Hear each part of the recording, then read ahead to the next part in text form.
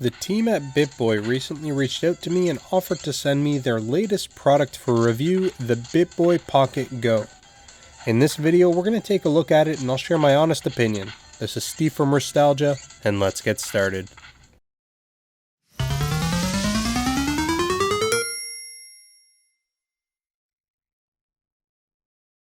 Before we get started, make sure to subscribe to the channel.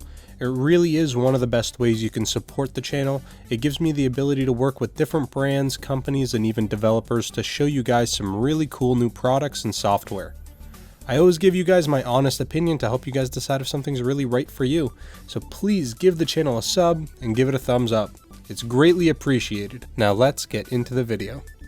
So the Pocket Go was released about 4 months ago and has been a relatively popular handheld and portable emulation device. Its design takes aspects of the original Game Boy and merges them with the form factor of a Game Boy Advance, and once they had their design, they shrunk it down a bit to make the current size device. The console supports an external microSD card that will work up to 128 gigs in size.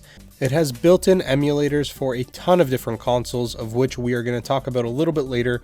The screen is a 2.4-inch ISP display, which has really nice color contrast, great viewing angles, and brightness, which can also be adjusted to your liking. The battery is a built-in 1000 mAh rechargeable lithium-ion battery that claims to hold about 3 to 4 hours worth of a charge. In my testing, I found that mine would stay charged for about 2.5 hours or so on average, and that's running at full specs. I had the volume all the way up, I had the brightness all the way up, so I think if you were to lower brightness and play a little bit less intensive games, you could for sure extend the battery life up to what they're claiming. Inside the box, we get the Pocket Go console itself. There's a micro USB cord which is used to charge the internal battery of the device, and we also get a small piece of paper with instructions on how to navigate through the main menus. There's a micro USB to USB adapter that is used if you need to do any firmware updates, or if you just want to pop your micro SD card into your computer to load games. And finally, they also include 4 additional different colored buttons that you can use to replace if you're looking for a more colorful console. And what they've decided to do is they've given you the colors that would match the controller of, say, a Super Famicom. I personally like the stock look better. Just pick whatever one you prefer and you can go ahead and get it installed. Let's have a look at the console itself. As you can see, they went with a dark gray and off-white color scheme. As I mentioned before, it appears that they used the original Game Boy as the main inspiration for the styling and the colors. Even smaller details like the curve on the bottom right corner of the screen lens gives us that classic Game Boy feel. One of the biggest differences between this and the original BitBoy, aside from obviously the size and form factor, is the addition of the L and R buttons. This allows consoles like SNES, Game Boy Advanced, or any of the other consoles that have shoulder buttons to be played properly in terms of button mapping. Taking a look around the unit, you're going to notice that there are a ton of inputs and outputs, and they're mostly located on the top of the device. We have our accessible microSD card slot. My device came with the stock 8GB card, but you can purchase it with 32GB cards included as well. Right next to that, we have a standard AV out, and that's if you want to connect to a larger screen. Then we have our micro USB port for charging the device, and beside that we have an earphone jack that you can pop your earphones in and you can play privately as well. And then finally, all the way to the right hand side, we've got a reset button.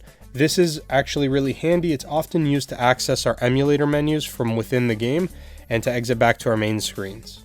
Along the sides, we simply have our volume control on one side and a power switch on the other. Replacing the 4 buttons on the console is easy enough, and it only requires a small Phillips head screwdriver. You just unscrew the back 4 screws, and then there are only 2 more screws holding down the board in place. Once those are all removed, you can easily swap out the buttons and have access to the board.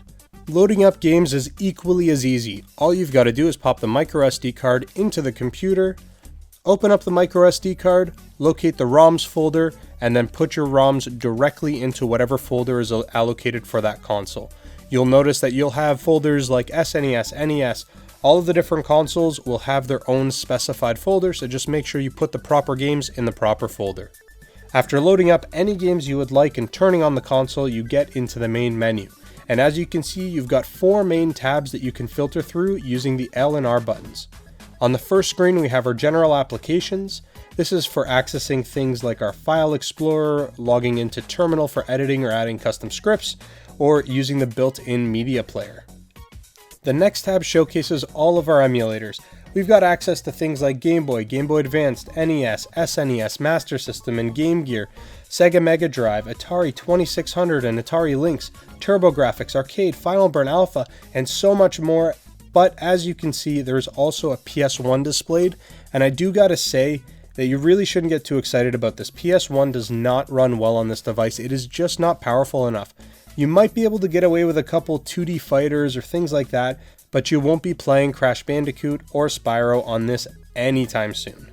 In the next tab over, we've got freeware games like Cave Story and a bunch of others, and in the final tab we have all of our settings.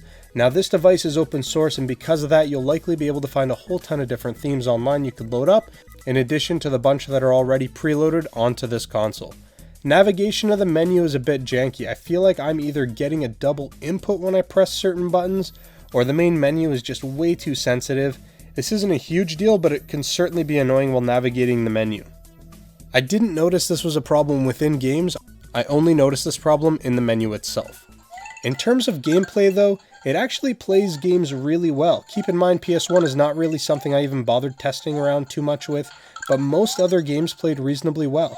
I did notice that any console that has stereo sound sometimes sounded a little bit weird.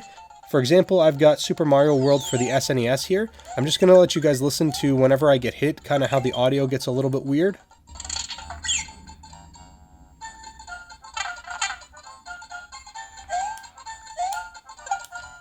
I think that's mostly because the console's trying to output to two different speakers, and because the device itself only has one single mono speaker, it doesn't have the ability to get both channels coming through that speaker. And it does kind of get this weird missing little bits of audio. Now again, it doesn't affect playability, it's just a bit off-putting. It kind of sounds weird when you're playing the game.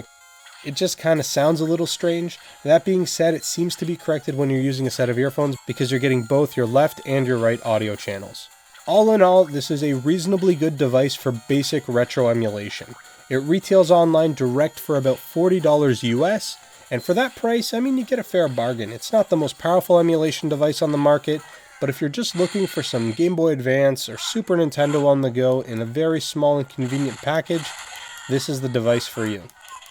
That's all I've got for this video. Thanks again to BitBoy for sending out this review unit to me. Links, as always, will be in the description below. Please be sure to give the video a thumbs up if you liked it, and if not, hit that thumbs down.